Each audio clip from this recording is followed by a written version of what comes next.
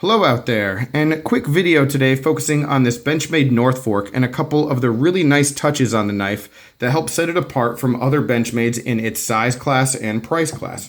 And the one that we're going to compare it to today is the Mini Reptillian 555-1 with some upgraded materials.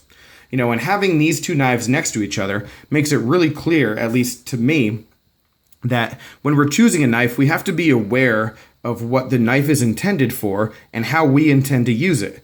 And we also need to be careful not to judge a knife based solely on what the materials are, and instead think about how they're actually used in the knife itself. And I've been guilty of that a number of times, saying, oh, well, I'm not going to spend X amount of money on this knife because it has this type of steel and this type of handle material and it's not worth it.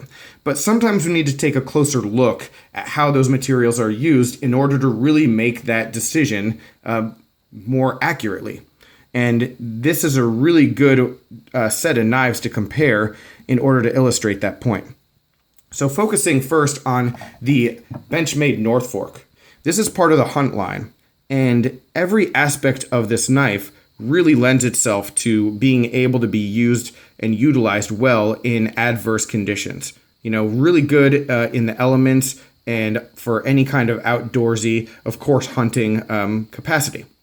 All right, and why I see it that way is just the thickness of the G10 here and the ridges on it, which we'll talk about in just a second, to make it very comfortable in the hand, but also multiple grip configurations with a lot of jimping on the front and going all the way back so that you can use this knife comfortably for long periods of time.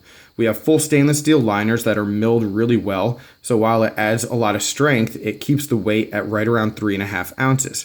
So just really, really nicely thought out. And the more I use this knife, the more it seems clear to me that Benchmade put a whole lot of time into devising every aspect of it. Now, when I was looking at the Northfork, I wanted the stabilized wood version. There's another version that has, the wood scales. And I wanted that because it looked more traditional and it was really attractive. But I got this knife in a trade, and it's probably the best trade I've ever made because the G10 on this knife is my favorite that I've ever seen from Benchmade. And it's just excellent for long periods of use. And let's take a look at it up close. All right, if we can keep this focused, it's going to work out really well. All right, so visually, it's just really attractive because we have these black lines where there's some ridges, but then there's also ridges in other areas. So there's just a lot of visual depth to these scales. But looking at them from the side, they're not smooth at all. I mean, look at how wavy it is just looking at it from the side. I mean, the texture is very defined. And so what that gives you when you're using the knife is just multiple points of contact that make the knife extremely comfortable for long periods of time. And it's not like a Spyderco Paramilitary 2 G10 with peel ply, but it is layered and textured enough that it's not slick at all and locks in very, very nicely. And so they just did an excellent job in devising a scale that would be good for long periods of use in an outdoor environment. And then the other thing that is so excellent about this knife is all of the jimping gives you multiple grip configurations and no hot spots. I mean, none. The jimping here, you can see it's a little bit rounded at the bottom, but squared off at the top, so it locks in very nicely, very nicely. I mean, I'm squeezing about as hard as I can, and it feels just fine. I could use this knife for a long, long period of time without it bothering me.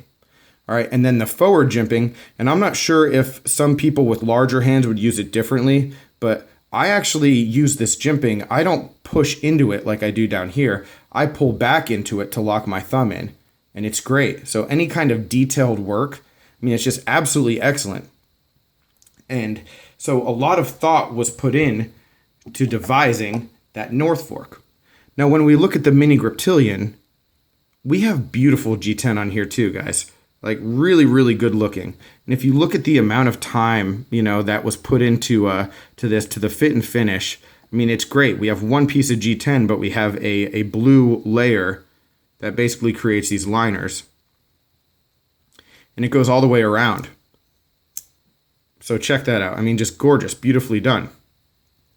And it's not slippery, but it's not quite as grippy as a lot of other G10 that's out there. We do have some texturing here, but you can see there's a nice polish, up here, which gives this knife a look that would be good in a number of versatile capacities, from EDC to even a gentleman's kind of carry.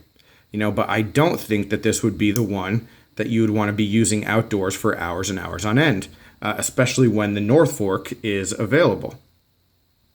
And then looking at the jimping, it is a little bit sharp and you can lock in, but it's not nearly as comfortable as the jimping on the Northfork. Still very serviceable, but not the same. And there's a ton of value in picking up this mini Reptillian, but there's also a ton of value in this knife right here. And I guess the point overall, and the thing that I've realized, is that as a person who has a bunch of knives, not just like one or two for specific tasks, sometimes when I buy a knife and it doesn't fulfill a certain capacity, it doesn't bother me at all because I have another knife that can fill that capacity. But when you're looking at purchasing, your one knife, or maybe you only have a couple knives for specific applications, you can't afford to necessarily make that mistake, and purchase the wrong knife. If you're going to be outside using a knife for 2 or 3 hours at a time, there is no doubt in my mind that regardless of what the steel is, you want a knife that feels like this in your hand. 100%. And so again, it really comes back to how are our materials used versus what the materials are. So definitely something to keep in mind, something that was brought to light for me just by getting this Northfork, which I'm really, really enjoying. So wanted to just chat with you about that today and get your take on it. So any questions, comments, complaints, suggestions, let me know down below. But I really appreciate you watching. Hope you're having a good one, and I will talk with you soon. Take care.